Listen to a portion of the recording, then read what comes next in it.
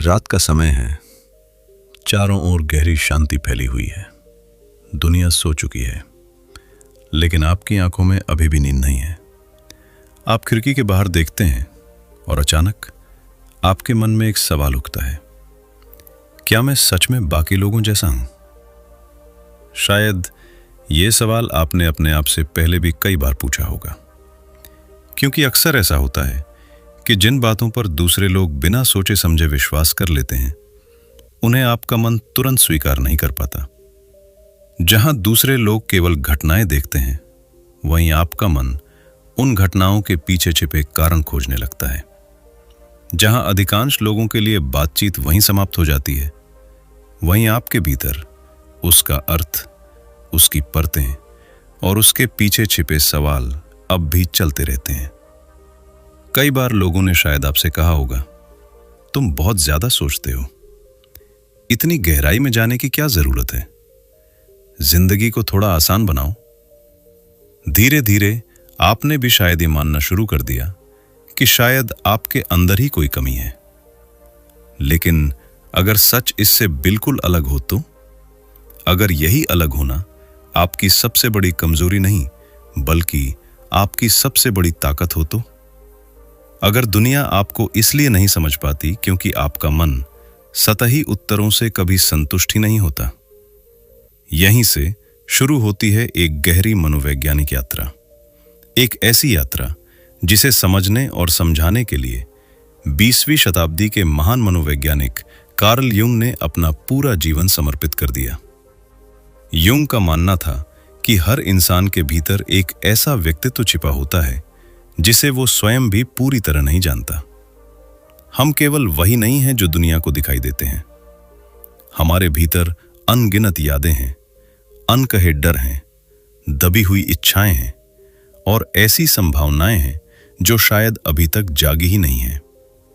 Jung ने इस पूरी यात्रा को इंडिविजुएशन कहा, यानी धीरे धीरे अपने वास्तविक स्वरूप को पहचानने की यात्रा। लेकिन इसका अर्थ ये बिल्कुल नहीं है कि कुछ लोग दूसरों से बेहतर होते हैं, बल्कि कुछ लोग अपने भीतर झांकने का साहस रखते हैं। वे अपने विचारों को समझना चाहते हैं, अपनी भावनाओं को समझना चाहते हैं, अपने व्यवहार के पीछे छिपे कारणों को जानना चाहते हैं। और यही ईमानदार प्रयास धीरे धीरे उन्हें भीतर से बदलने लगता है। आज की इस ऑडियो बुक में हम ऐसे ही 8 मनोवैज्ञानिक संकेतों को समझेंगे जो अक्सर उन लोगों में दिखाई देते हैं जो स्वयं को गहराई से जानने की यात्रा पर निकल चुके होते हैं। ध्यान रखिए, ये कोई परीक्षा नहीं है, ये कोई लेबल भी नहीं है और न ही ये साबित करता है कि कोई व्यक्ति विशेष या श्रेष्ठ है। ये केवल आत्मचिंतन का एक निमंत्रण है। हो सकता है इनमें से कुछ बातें आपके जीवन से जुड़ जाएं, हो सकता है कुछ बिल्कुल भी न जुड़े। महत्वपूर्ण केवल इतना है कि आज कुछ देर के लिए आप पूरी ईमानदारी से अपने भीतर झांकें। तो आइए, बिना किसी जल्दबाजी के, बिना किसी निर्णय के और बिना किसी डर के अपने ही मन की इस अद्भुत यात्रा की शुरुआत करते हैं। पहला संकेत, आप आसान उत्तरों से संतुष्ट नहीं होते। कल्पना कीजिए, 2 लोग एक ही घटना देखते हैं। पहला व्यक्ति तुरंत कह देता है, ऐसा इसलिए हुआ क्योंकि किस्मत खराब थी। लेकिन दूसरा व्यक्ति कुछ पल चुप रहता है। वो तुरंत निष्कर्ष पर नहीं पहुंचता। उसके मन में एक सवाल उठता है, क्या इसके पीछे कोई और कारण भी हो सकता है? यही से एक अलग तरह की सोच शुरू होती है। कार्ल जॉन्ग के अनुसार हमारा मन केवल उन बातों से प्रभावित नहीं होता जो हमें दिखाई देती हैं। हमारे निर्णय, हमारी प्रतिक्रियाएं और हमारा व्यवहार अक्सर उन मानसिक पैटर्न से प्रभावित होता है जिन्हें हम स्वयं भी पूरी तरह नहीं समझते। यही कारण है कि कुछ लोग हर घटना के पीछे छिपे कारणों को जानना चाहते हैं। वे केवल जानकारी इकट्ठा नहीं कर रहे होते, वे मानव स्वभाव को समझने की कोशिश कर रहे होते हैं और उससे भी अधिक वे स्वयं को समझने की कोशिश कर रहे होते हैं। एक छोटा सा उदाहरण सोचिए। मान लीजिए ऑफिस में आपका एक सहकर्मी अचानक आपसे रूखे तरीके से बात करने लगता है। अधिकांश लोग तुरंत सोचेंगे उसे मुझसे कोई समस्या है, लेकिन एक चिंतनशील व्यक्ति थोड़ा रुककर सोच सकता है, क्या वो किसी तनाव से गुजर रहा होगा? क्या मेरी किसी बात का उसने गलत अर्थ निकाल लिया? या फिर उसके अपने जीवन में कोई ऐसी परेशानी चल रही है जिसका असर उसके व्यवहार में दिखाई दे रहा है? ध्यान दीजिए, इसका अर्थ यह बिल्कुल नहीं है कि हर बार दूसरा व्यक्ति सही ही होगा, लेकिन प्रश्न पूछने की आदत हमें जल्दबाजी में निर्णय लेने से बचाती है। आज की दुनिया में जहां सोशल मीडिया कुछ ही सेकंड में राय बना देता है, वहीं गहरी सोच रखने वाला व्यक्ति रुकना सीखता है। वो प्रतिक्रिया देने से पहले समझने की कोशिश करता है और धीरे धीरे यही आदत उसे अधिक धैर्यवान, अधिक संतुलित और अधिक परिपक्व बनाती है। अब कुछ क्षणों के लिए स्वयं से एक प्रश्न पूछिए, क्या मैं हर उत्तर को तुरंत स्वीकार कर लेता हूं या उसके पीछे छिपे कारणों को समझने का प्रयास करता हूं? क्योंकि कई बार सही उत्तर सबसे तेज प्रतिक्रिया में नहीं, बल्कि सबसे गहरे प्रश्न में छिपा होता है। और शायद यही प्रश्न आपकी आत्म यात्रा की पहली सीढ़ी बन सकता है। दूसरा संकेत, आपकी भावनाएं केवल महसूस नहीं होती, वे आपको कुछ सिखाती भी हैं। ज्यादातर लोग अपनी भावनाओं को दो हिस्सों में बांट देते हैं, अच्छी भावनाएं और बुरी भावनाएं। खुशी अच्छी है, दुख बुरा है। सफलता अच्छी है, असफलता बुरी है। लेकिन कार्ल जॉन्ग का दृष्टिकोण इससे अलग था। उनके अनुसार हर भावना एक संदेश लेकर आती है। यदि हम केवल उसे दबाने की कोशिश करेंगे तो हम उसके संदेश को कभी समझ नहीं पाएंगे। कल्पना कीजिए, एक युवक कई महीनों से अपने काम में मन नहीं लगा पा रहा है। वो हर दिन ऑफिस जाता है, अपना काम करता है, लोगों से मुस्कुराकर बात भी करता है, लेकिन भीतर कहीं एक अजीब सी बेचैनी बनी रहती है। एक दिन वो खुद से पूछता है, मैं वास्तव में किस बात से भाग रहा हूं? धीरे धीरे उसे एहसास होता है कि समस्या काम नहीं है। समस्या यह है कि उसने वर्षों पहले अपने उस सपने को छोड़ दिया था जिसे वो सच करना चाहता था। उसकी बेचैनी दुश्मन नहीं थी, वो एक संकेत थी। यूंग के अनुसार जब हम अपने वास्तविक स्वभाव से बहुत दूर चले जाते हैं तो हमारा मन कई बार बेचैनी, खालीपन या असंतोष के माध्यम से हमें जगाने की कोशिश करता है। इसका अर्थ यह नहीं कि हर दुख किसी बड़े उद्देश्य का संकेत है। जीवन की कठिनाइयों के अनेक कारण हो सकते हैं, लेकिन कभी-कभी भावनाएं हमें अपने भीतर झांकने का अवसर भी देती हैं। आज की दुनिया हमें जल्दी जल्दी ठीक होने की सलाह देती है। Move on, forget it, positive सोचो। लेकिन हर घाव तुरंत भर नहीं जाता। कुछ घावों को समझना पड़ता है, कुछ सवालों का उत्तर समय देता है, और कुछ भावनाएं केवल इसलिए आती हैं ताकि हम अपने जीवन की दिशा पर दोबारा विचार कर सकें। यदि आप अपनी भावनाओं को केवल बोझ नहीं बल्कि आत्म समझ का माध्यम मानते हैं तो संभव है कि आप अपने भीतर होने वाले परिवर्तनों को दूसरों से अधिक स्पष्ट रूप से महसूस करते हों। लेकिन यहां एक सावधानी भी जरूरी है। भावनाओं को समझना और उनमें डूब जाना दो अलग बातें हैं। आत्मचिंतन तब तक उपयोगी है जब तक वह आपको आगे बढ़ने में मदद करे। यदि भावनात्मक कठिनाइयां लंबे समय तक बनी रहें या आपके दैनिक जीवन को प्रभावित करने लगें, तो किसी योग्य मानसिक स्वास्थ्य विशेषज्ञ से सलाह लेना भी उतना ही महत्वपूर्ण है। अब स्वयं से पूछिए, क्या मैं अपनी हर भावना से भागता हूं या कभी रुककर यह भी समझने की कोशिश करता हूं कि वह मुझे क्या बताना चाहती है? तीसरा संकेत, अकेलापन आपको डराता नहीं बल्कि आपको अपने करीब ले आता है। कल्पना कीजिए, दो लोगों को एक पूरा रविवार अकेले बिताना है। पहला व्यक्ति कुछ ही घंटों में बेचैन हो जाता है। उसे लगातार किसी से बात करनी है, कोई वीडियो चलाना है, फोन स्क्रॉल करना है, बस किसी तरह शांति को भर देना है। दूसरा व्यक्ति उसी दिन को बिल्कुल अलग तरह से जीता है। वो एक किताब पढ़ता है, थोड़ी देर टहलता है, डायरी में कुछ लिखता है, अपने पुराने निर्णयों के बारे में सोचता है, और दिन के अंत में उसे लगता है कि उसने किसी और से नहीं, खुद से मुलाकात की है। कार्ल जॉन्ग का मानना था कि मनुष्य का आंतरिक विकास तभी संभव है जब वो कभी-कभी अपने भीतर की आवाज को सुनने का साहस करे। लेकिन आधुनिक जीवन में शांति दुर्लभ होती जा रही है। हमारे चारों ओर लगातार सूचनाएं हैं, नोटिफिकेशंस हैं, वीडियोस हैं, संदेश हैं, और धीरे धीरे हम बाहरी आवाज़ों के इतने अभ्यस्त हो जाते हैं कि अपनी ही आवाज़ पहचानना कठिन हो जाता है। अकेले रहना हमेशा आसान नहीं होता, क्योंकि जब बाहर का शोर कम होता है तब भीतर के प्रश्न सुनाई देने लगते हैं। यही कारण है कि बहुत से लोग हर समय व्यस्त रहना पसंद करते हैं। व्यस्तता कई बार उत्पादकता होती है, लेकिन कई बार वो आत्म सामना करने से बचने का तरीका भी बन जाती है। जो व्यक्ति कभी कभी शांति में बैठ सकता है, अपने विचारों को देख सकता है और उनसे भागे बिना उन्हें स्वीकार कर सकता है, वो धीरे धीरे स्वयं को बेहतर समझने लगता है। इसका अर्थ यह नहीं कि वो लोगों से दूर हो जाता है। स्वस्थ व्यक्तित्व रिश्तों की भी कद्र करता है, लेकिन वो ये भी जानता है कि हर उत्तर भीड़ में नहीं मिलता।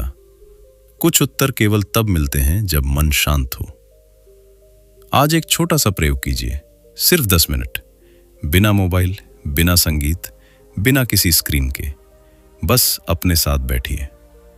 शुरू में शायद असहज लगे, लेकिन धीरे धीरे आप महसूस करेंगे कि आपके भीतर कितने विचार लगातार चल रहे हैं। यही आत्म जागरूकता की शुरुआत हो सकती है। अब स्वयं से एक प्रश्न पूछिए, क्या मैं अकेले होने से डरता हूं, या मैं उस समय का उपयोग स्वयं को समझने के लिए कर सकता हूं? याद रखिए, अकेलापन और एकांत एक जैसे नहीं होते।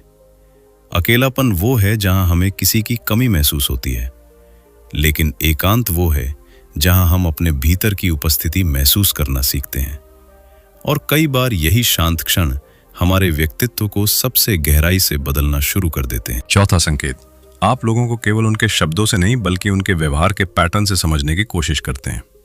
कल्पना कीजिए, आप किसी व्यक्ति से पहली बार मिलते हैं। वो बहुत विनम्रता से बात करता है, हर वाक्य में मुस्कुराता है, हर बात पर सहमति जताता है। अधिकांश लोग यही सोचेंगे कि सामने वाला बहुत अच्छा इंसान है, लेकिन आपका मन शायद थोड़ा और रुकता है। आप केवल ये नहीं देखते कि उसने क्या कहा, आप ये भी देखते हैं उसने कब चुप्पी साधी, किस बात पर उसकी आंखों का भाव बदल गया, वो दूसरों के साथ कैसा व्यवहार करता है, क्या उसके शब्द और उसके कर्म एक दूसरे से मेल खाते हैं। कार्ल जॉन्ग का मानना था कि मनुष्य का व्यक्तित्व केवल उसकी कही हुई बातों से नहीं समझा जा सकता। हमारे भीतर कई ऐसे हिस्से होते हैं जो अनजाने में हमारे व्यवहार के माध्यम से बाहर आते हैं। कभी कभी कोई व्यक्ति बहुत आत्मविश्वासी दिखाई देता है, लेकिन छोटी सी आलोचना उसे असामान्य रूप से परेशान कर देती है। कोई व्यक्ति लगातार दूसरों की गलतियां निकालता है, लेकिन स्वयं की कमियों पर बात करने से बचता है। ऐसे व्यवहार कई बार यह संकेत देते हैं कि व्यक्ति अपने भीतर किसी असुरक्षा से जूझ रहा है। इसका अर्थ यह नहीं कि हमें लोगों का न्याय करना चाहिए, बल्कि हमें जल्दबाजी में निष्कर्ष निकालने से बचना चाहिए। मान लीजिए, एक मित्र हर बार आपकी सफलता पर मुस्कुराकर बधाई देता है, लेकिन हर उपलब्धि के बाद वो कोई ऐसी टिप्पणी कर देता है जिससे आपकी खुशी कम हो जाए। यदि ये एक बार हुआ तो शायद संयोग हो, लेकिन यदि यही व्यवहार बार बार दोहराया जाए तो ये एक पैटर्न हो सकता है। गहरी आत्म जागरूकता रखने वाले लोग अक्सर पैटर्न पर ध्यान देते हैं, क्योंकि एक घटना धोखा दे सकती है, लेकिन लगातार दोहराया गया व्यवहार बहुत कुछ बता सकता है। आज के डिजिटल युग में भी यही बात लागू होती है। किसी की सोशल मीडिया प्रोफाइल उसके जीवन का केवल एक छोटा सा हिस्सा दिखाती है। वास्तविक व्यक्तित्व अक्सर रोजमर्रा के व्यवहार, निर्णयों और रिश्तों में दिखाई देता है।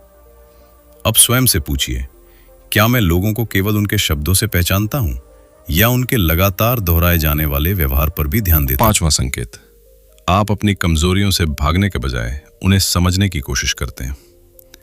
हम सभी के भीतर एक ऐसा हिस्सा होता है जिसे हम दुनिया से छिपाना चाहते हैं। कभी गुस्सा, कभी ईर्ष्या, कभी डर, कभी असफलता का दर्द। अक्सर हम सोचते हैं कि यदि इन बातों को छिपा लिया जाए तो हम बेहतर इंसान बन जाएंगे। लेकिन कार्ल जंग ने एक अलग विचार रखा। उन्होंने कहा कि व्यक्तित्व का विकास केवल अपनी अच्छाइयों को पहचानने से नहीं होता। वो तब शुरू होता है जब हम अपनी कमजोरियों को भी ईमानदारी से स्वीकार करना सीखते हैं। कल्पना कीजिए, एक व्यक्ति हर समय दूसरों की आलोचना करता है। उसे लगता है कि दुनिया में कोई भी पर्याप्त अच्छा नहीं है। धीरे धीरे उसे एहसास होता है कि वो वास्तव में दूसरों से नहीं, स्वयं से असंतुष्ट है। जब उसने अपनी इस असुरक्षा को समझा, तब उसका व्यवहार भी बदलने लगा। यही आत्म जागरूकता की शक्ति है। अपनी कमजोरियों को स्वीकार करना स्वयं को दोषी ठहराना नहीं है, ये स्वयं को बेहतर समझने का पहला कदम है। आज की दुनिया अक्सर हमें केवल अपनी उपलब्धियां दिखाने के लिए प्रेरित करती है। सोशल मीडिया पर मुस्कुराहटें दिखाई देती हैं, लेकिन संघर्ष नहीं। सफलता दिखाई देती है, लेकिन असफलताओं से मिली सीख नहीं। ऐसे माहौल में स्वयं से ईमानदारी से मिलना आसान नहीं होता। लेकिन जो व्यक्ति अपने भीतर के कठिन प्रश्नों से भागता नहीं, वो धीरे धीरे अधिक संतुलित बनता है। वो पूर्ण नहीं होता, लेकिन पहले से अधिक वास्तविक होता है। याद रखिए, अपनी कमजोरियों को स्वीकार करना उनका समर्थन करना नहीं है, बल्कि ये मान लेना है कि परिवर्तन तभी संभव है जब हम वास्तविक स्थिति को देख सकें।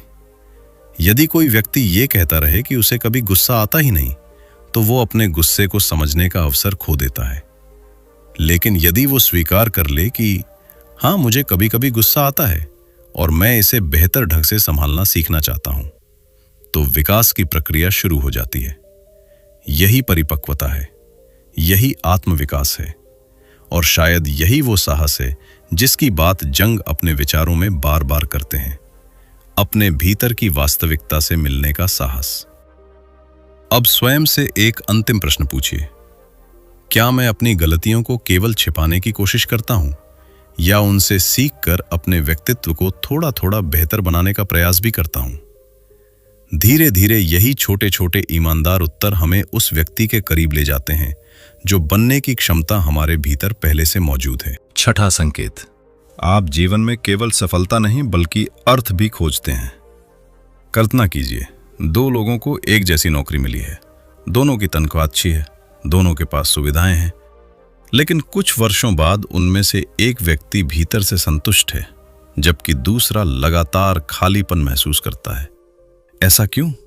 क्योंकि कभी कभी समस्या ये नहीं होती कि हमारे पास क्या है, समस्या ये होती है कि हम जो कर रहे हैं उसका हमारे लिए क्या अर्थ है।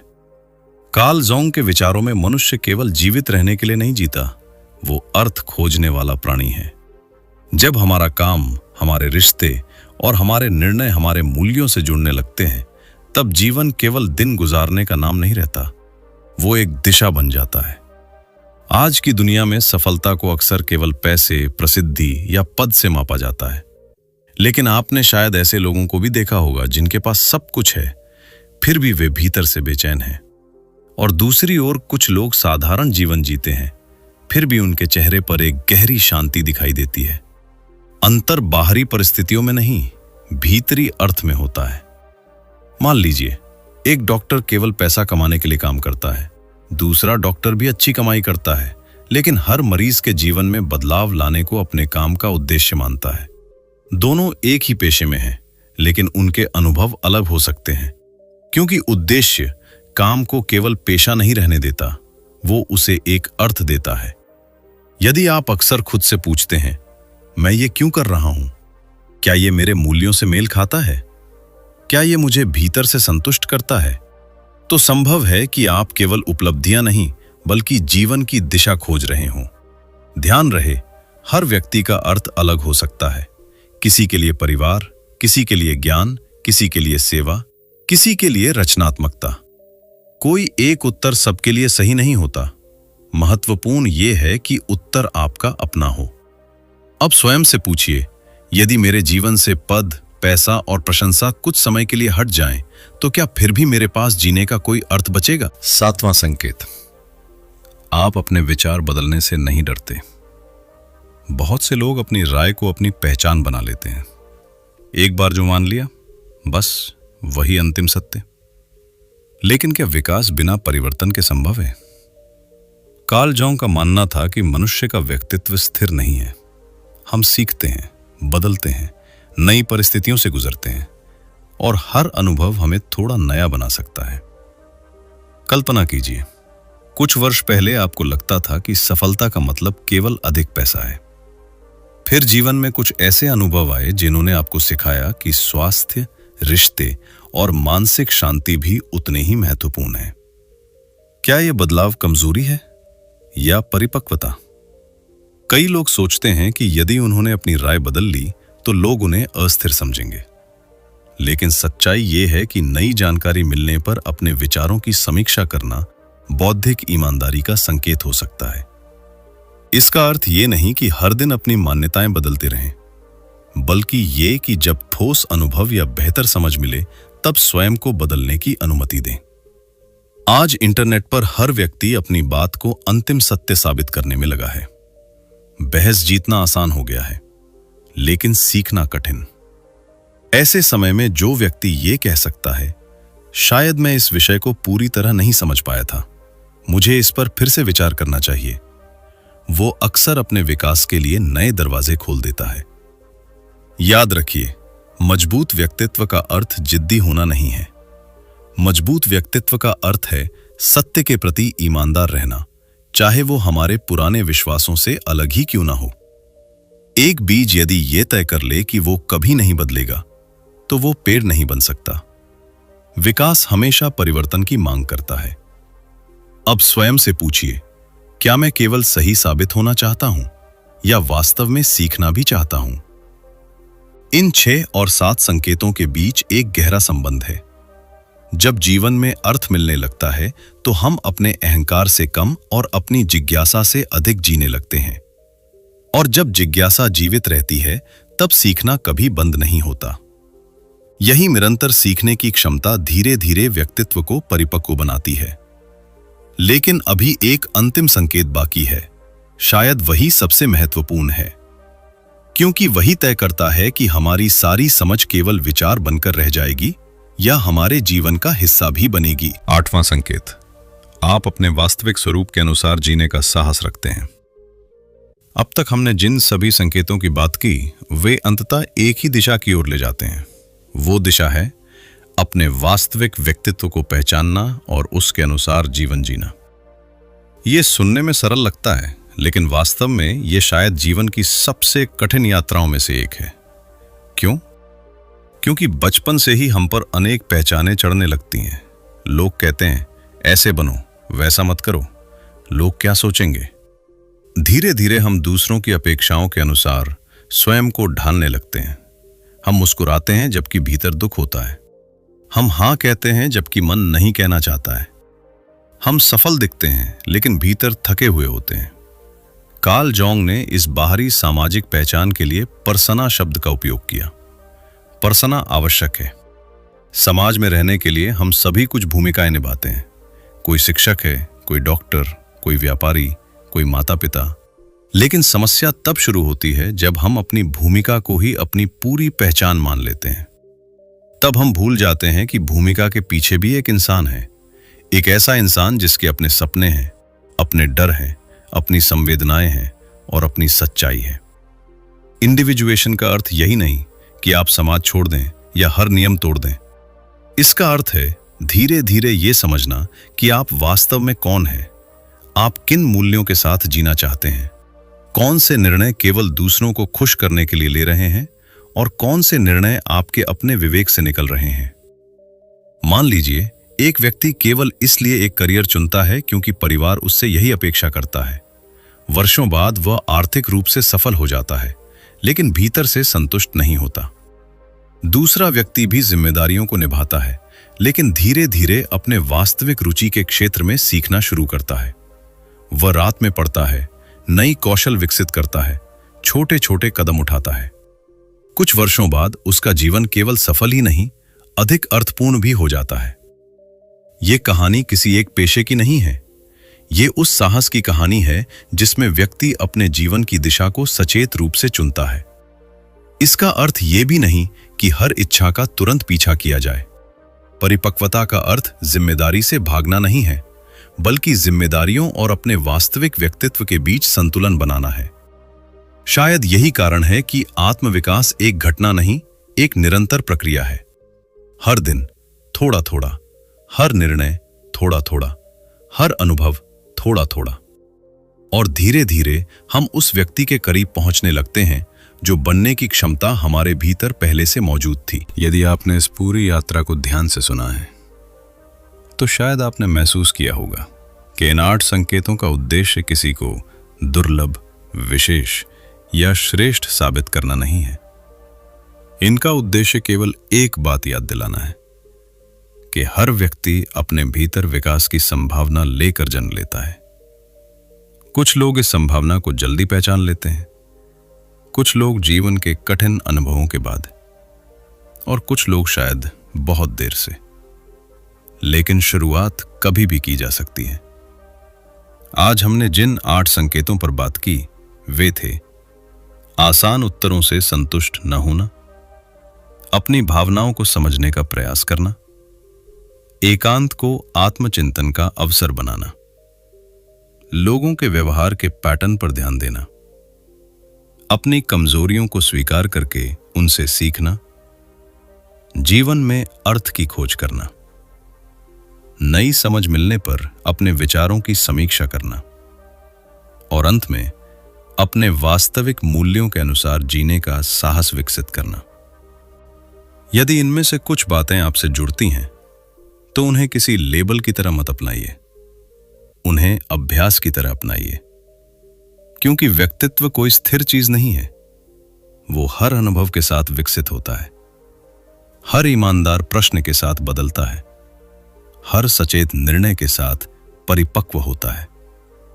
कार्ल जॉन्ग के विचार हमें शायद यही याद दिलाते हैं कि सबसे महत्वपूर्ण प्रतियोगिता किसी और से नहीं, स्वयं के कल वाले संस्करण से है। जब आप अपने भीतर झांकने का साहस करते हैं तो आपको केवल अपनी कमजोरियां नहीं मिलती, आपको अपनी संभावनाएं भी दिखाई देने लगती हैं। और शायद यही आत्मविकास की सबसे सुंदर शुरुआत है। कुछ क्षणों के लिए अपनी आंखें बंद कीजिए और स्वयं से केवल एक प्रश्न पूछिए: क्या मैं वो जीवन जी रहा हूं जिसे मैंने सचेत रूप से चुना है, या वो जीवन जिसे परिस्थितियों और अपेक्षाओं ने मेरे लिए चुन दिया? इस प्रश्न का उत्तर आज मिलना आवश्यक नहीं है, लेकिन यदि आपने इसे ईमानदारी से अपने भीतर उतार लिया तो संभव है कि आपकी आत्म यात्रा आज से शुरू हो जाए। याद रखिए, बाहरी दुनिया को समझना ज्ञान है, लेकिन स्वयं को समझना बुद्धिमत्ता की शुरुआत हो सकती है। यदि इस ऑडियो बुक ने आपको सोचने पर मजबूर किया तो इसे उन लोगों के साथ भी साझा करें जो आत्मविकास और मनोविज्ञान में रुचि रखते हैं। चैनल को सब्सक्राइब करना न भूलें ताकि ऐसी ही गहरी, शोध आधारित और विचारोत्तेजक हिंदी ऑडियो बुक्स आप तक लगातार पहुंचती रहें। अगली यात्रा तक अपने मन को जिज्ञासु रखिए, अपने विचारों को ईमानदार रखिए और स्वयं को जानने की प्रक्रिया कभी मत रोकिए। धन्यवाद।